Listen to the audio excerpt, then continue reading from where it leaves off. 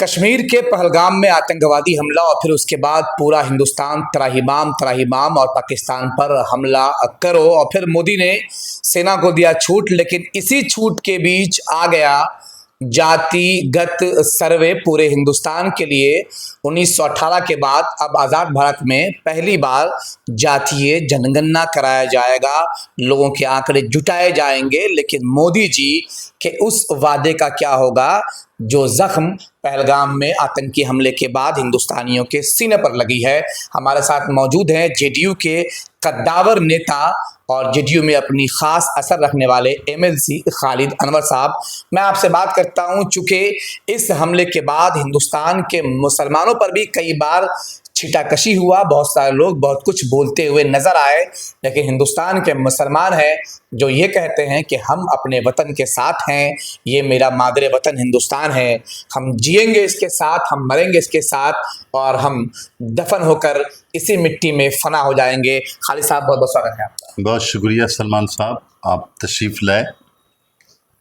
देखिए, जो बातें आपने कही हैं, बुनियादी तौर पे जातिगत गणना की जो बात आपने कही अभी, ये जनता दल यूनाइटेड और हमारे नेता नीतीश कुमार का बहुत ही पुराना प्रोजेक्ट रहा है और बहुत बड़ा ड्रीम रहा है। और आपको याद होगा कि नीतीश कुमार जी जब कृषि मंत्री थे और वीपी सिंह के साथ, और उसके बाद जब वाजपेयी जी की गवर्नमेंट में मंत्री रहे, उस वक्त भी उन्होंने बहुत कोशिश की। यहाँ तक कि कांग्रेस की सरकार में भी जब प्रधानमंत्री थे मनमोहन सिंह जी, उस वक्त भी उन्होंने कोशिश की कि जातिगत गणना होनी चाहिए। और अच्छा हुआ कि कल की कैबिनेट ने डिसीज़न लिया, लेकिन इस डिसीज़न का ताल्लुक कोई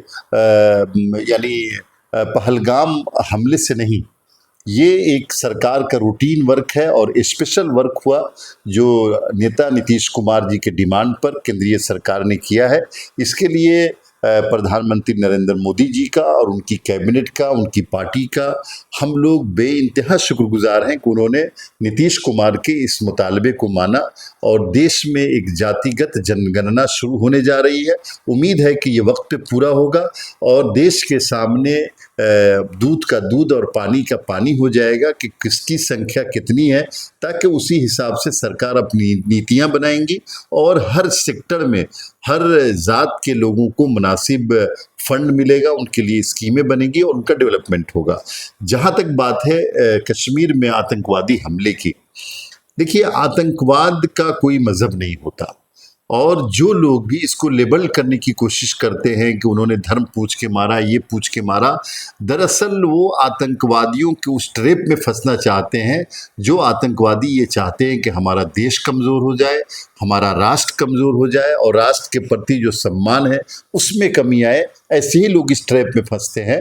और हमने देखा है कि 2-4 लोग ऐसे थे जिन्होंने मुसलमानों के ख़िलाफ़ बकवास करने की कोशिश की, लेकिन ये हमेशा से होता रहा। इसको कभी सीरियस नहीं लेना चाहिए। ये देश मुसलमानों का है, हिंदुओं का है, दलितों का है, पिछड़ों का है, ईसाइयों का है, सबसे मिल करके ये मुल्क बना है हिंदुस्तान भारत। और सभी मिल करके इस मुल्क को आगे ले जा रहे हैं, सभी मिल करके इस मुल्क को मजबूत करेंगे। और जो बातें आपने कही कि उसका क्या होगा, देखिए, आतंकवादियों को तो सज़ा मिलेगी। आतंकवादियों को, जिन लोगों ने मासूम लोगों की जानें ली हैं, उनको सज़ा मिलनी ही चाहिए। अब वो सज़ा देने का तरीका क्या होता है, ये देखने वाली बात होगी। और मुझे लगता है कि हमारी सरकार का, भारत सरकार का एक कमिटमेंट है और उसको कब पूरा करेंगे। सरकार ने तीनों फौज के हेड्स को ये इख्तियार दिया है कि टाइम आप तय करें, जगह आप तय करें और जो भी कार्रवाई होगी वो उसका इंतज़ार करना चाहिए। खालिद साहब, है क्या ना कि जब कैबिनेट की मीटिंग बैठ रही थी, लोग एक सप्ताह से लगातार सरकार पर नज़र टिका कर बांधे हुए हैं कि भैया पाकिस्तान पे हमले कब होंगे, भैया उसको करारा जवाब कब मिलेगा और क्या ये जवाब वैसा ही होगा जैसा पुलवामा के बाद हुआ था, गए मारकर भाग आए, या फिर प्रॉपर वे में कायदे से जवाब दिया जाएगा। यहाँ तक कि हिंदुस्तान का हर एक मुसलमान हिंदुस्तान के झंडे तिरंगे के सामने कसमें खा रहा था कि अगर लड़ाई होगी तो हम लड़ेंगे और अभी भी तैयार है। लेकिन साहब, अगर कैबिनेट हो रही है एनडीए की, प्रधानमंत्री बैठे हुए हैं, उस कैबिनेट के बाद कोई केंद्रीय मंत्री आता है, वो कहता है कि भैया जातीय जनगणना होना है और देश को आज़ादी के बाद जो है वो जाति जनगणना मिलने जा रहा है। और ये वो लाइन है जो लाइन विपक्ष के राहुल गांधी उठा रहे थे। राहुल गांधी संसद में कहा कि चाहे आप मुझे जोकर कहो, चाहे आप मेरी मजाक उड़ाओ, लेकिन मैं जनगणना करा कर रहूँगा, तुम ये लिख कर रख लो। तो आखिर ऐसा क्या हुआ कि हम पाकिस्तान पर हमला करने वाले थे, हम पाकिस्तान को सबक सिखलाने वाले थे या फिर सबक सिखलाएंगे? उस सबक सिखलाने हमला करने के बीच में ये जाति जनगणना इतनी ज़रूरी क्यों पड़ गई? देखिए,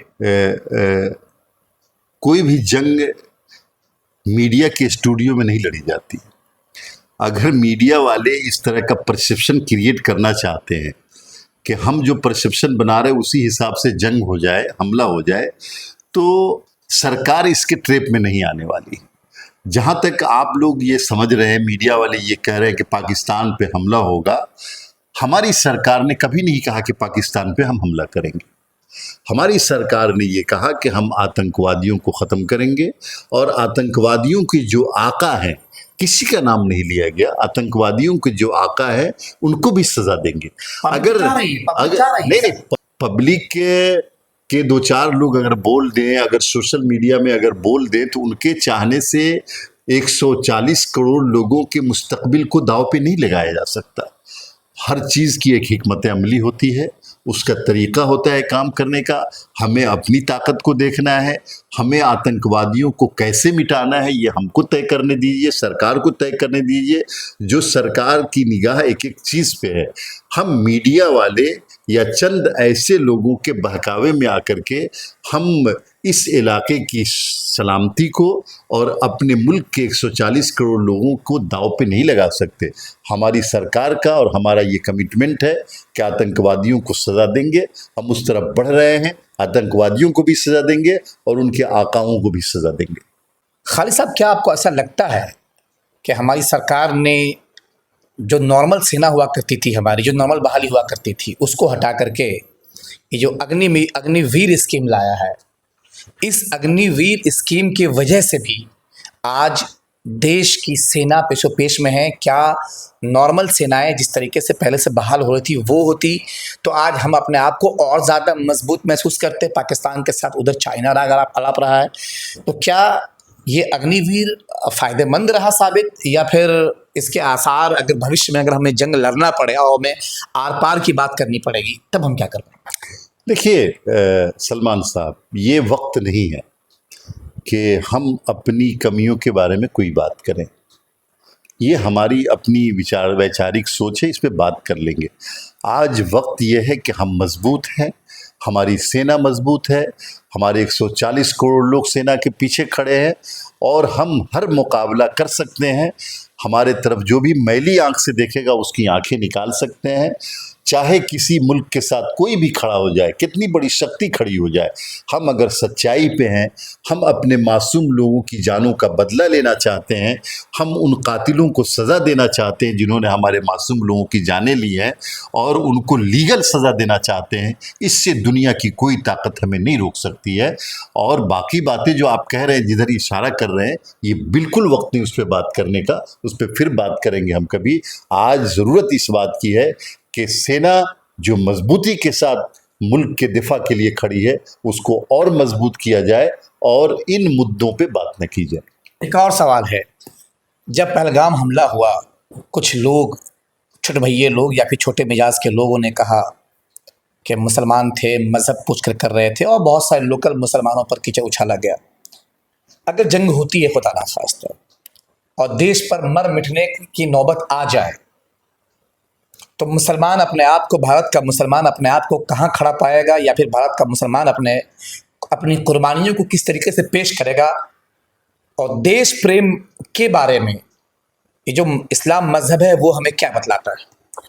देखिए, ये चंद ऐसे लोग हैं जिनको फ्रिंज एलिमेंट कहा जाता है। फ्रिंज एलिमेंट की बात को कभी सीरियस नहीं लेना चाहिए।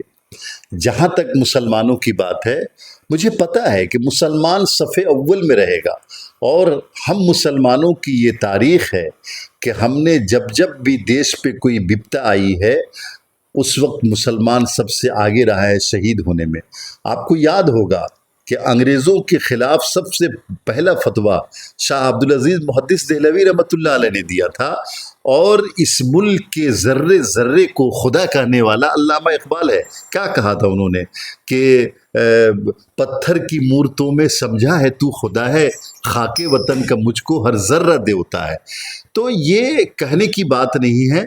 मुसलमान अपने मुल्क के लिए, मुसलमान अपने समाज के लिए, मुसलमान भारत के लिए, मुसलमानों का एक एक बच्चा, देश का एक एक बच्चा, दलित का एक एक बच्चा, पिछड़ों का एक एक बच्चा और देश का एक एक बच्चा कुर्बान होने के लिए तैयार है। लेकिन यही जज्बा है जो भारत को मजबूत करता है और यही यूनिटी है। और इस्लाम ने तो साफ साफ कहा है कि देश से मोहब्बत आधा ईमान है। अगर आप 100% ईमान मानते तो 50% ईमान ये है कि आप अपने देश से मोहब्बत करते हैं या नहीं करते हैं। और अल्लाह के रसूल सल्लल्लाहु अलैहि वसल्लम की ज़िंदगी को पढ़िए, कुरान करीम को पढ़िए, तो आपको अंदाज़ा ये होगा कि जब मुल्क पे मुसीबत आए तो उस वक्त जंग लड़ना मुसलमानों पे फ़र्ज़ हो जाता है। सारा काम छोड़ करके आपको जंग करनी पड़ेगी। लेकिन अभी ऐसे हालात नहीं आए हैं और मुझे नहीं लगता कि कोई भी आतंकवादियों के पास इतनी ताकत नहीं है कि इस किस्म के हालात पैदा हों कि जंग लड़नी पड़े। हमें आतंकवादियों को सज़ा देना है, दहशतगर्दों को सज़ा देना है और उनके आकाओं को भी सज़ा देना है। सज़ा देने के तरीक़े बहुत सारे हैं, डिप्लोमेटिक सज़ा भी होती है और ट्रेडिशनल हमला करके भी सज़ा देना होता है। ये हमारी आर्मी को और हमारी सरकार को तय करने देना चाहिए। हम मीडिया स्टूडियो को वार रूम बना करके जंग लड़ने वालों के ट्रैप में आने वाले लोग नहीं हैं। हम जानते हैं कि हमें कैसे कदम उठाना है, वो आर्मी को उठाने दिया जाए। खालिद अनवर पढ़े लिखे आदमी हैं, इस्लामिक स्कॉलर कहे जाते हैं आप, MLC हैं आप। खालिद अनवर एज ए मुसलमान, as a MLC, Islamic scholar और एज ए भारतीय, अगर पाकिस्तान के आतंकवादियों को, वहाँ की सरकार को कोई मैसेज देना चाहें, कुछ कहना चाहें कि आपने हिंदुस्तान पे हमला करके बहुत बुरा किया है, तो क्या कहें? देखिए सलमान साहब, बुनियादी बात समझ लीजिए। आज पाकिस्तान के 24 करोड़ लोगों को वहाँ की फ़ौज ने यरगमाल बना लिया है और आप देखेंगे कि बलूचिस्तान में लोग अपने हक़ की लड़ाई लड़ रहे हैं। उधर आप चले जाइए सिंध में लोग अपने हक़ की लड़ाई लड़ रहे हैं। उधर खैबर पख्तूनख्वा में अपने हक़ की लड़ाई लड़ रहे हैं। पंजाब का तकरीबन 90% आबादी जो है ना अपने हक़ की लड़ाई के लिए आवाज़ें उठा रहा है। तो हो क्या रहा है कि जो मौलाना अबुल कलाम आज़ाद ने 1946 में कहा था, वो बातें आज बिल्कुल दुरुस्त साबित हो रही हैं। आप पढ़ लीजिए, मौलाना आज़ाद ने कहा था कि ये मुल्क पाकिस्तान जो बन रहा है वो 2 टुकड़े हो जाएगा और 2 टुकड़े हो गया।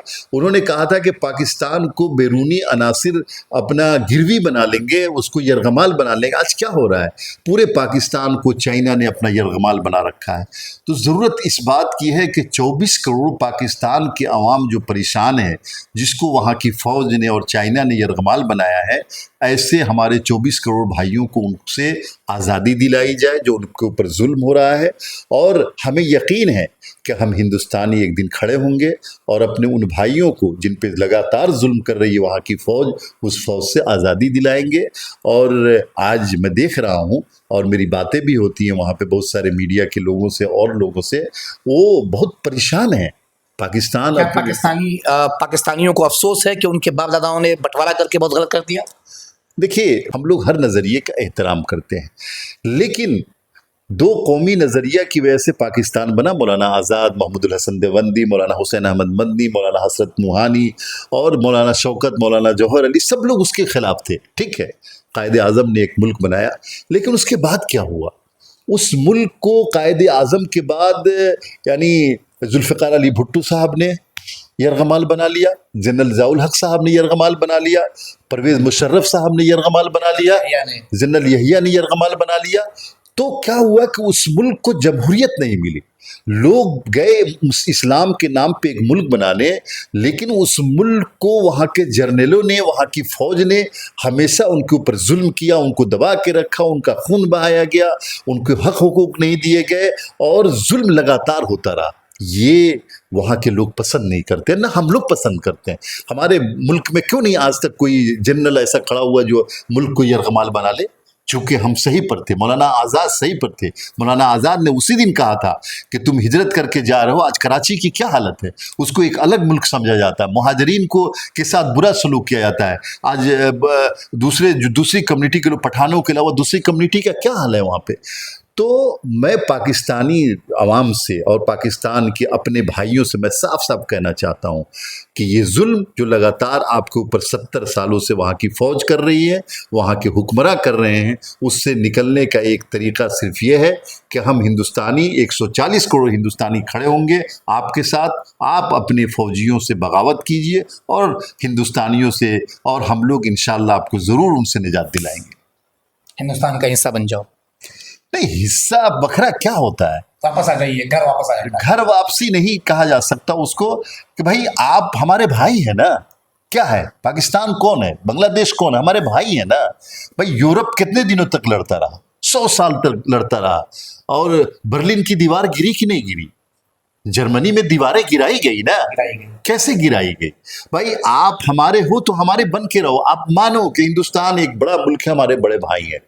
हम क्या चाहते हैं, हम चाहते हैं कि आप भी अमन से रहें, आपकी भी तरक्की हो, हमारी भी तरक्की हो, हमारी भी तरक्की हो। ये तो बीच में फौजी हैं, हुक्मरान हैं, जो हमको लड़ा करके जो चाहते हैं कि पाकिस्तानियों पे हम कब जुल्म करते रहो। उस जुल्म का जवाब ये है कि हिंदुस्तान आपको ख़त्म कर देगा, इसलिए मेरे पीछे खड़े रहो। यही वहाँ के जर्नलों ने किया है। तो बस हम अमन और शांति से रहें, दीवारें गिरा दी जाए, और ठीक है एक मुल्क बन चुका है, बना रहे, लेकिन हमारे लिए चैलेंज न बने। तो बहुत बेहतरीन अपनी बात रख रहे थे खालिद अनवर जनाब। आप MLC हैं, पढ़े लिखे इस्लामिक स्कॉलर भी हैं, और बेहद बारीक नज़रियात के साथ आपने बातें रखी। आपने बताया कि किस तरीके से पाकिस्तानी अवाम वहाँ के फ़ौज के जुल्म से, वहाँ के तानाशाह सरकारों से और वहाँ की मुसीबतों से निजात पा सकते हैं, और हिंदुस्तान को गले लगा सकते हैं, और हिंदुस्तान की मोहब्बत वो भी पा सकते हैं। नाम से आई के दोस्त, सफ़ेदी के दुश्मन, हम तो आने वाले हैं, सो आईने दिखाते हैं। धन्यवाद।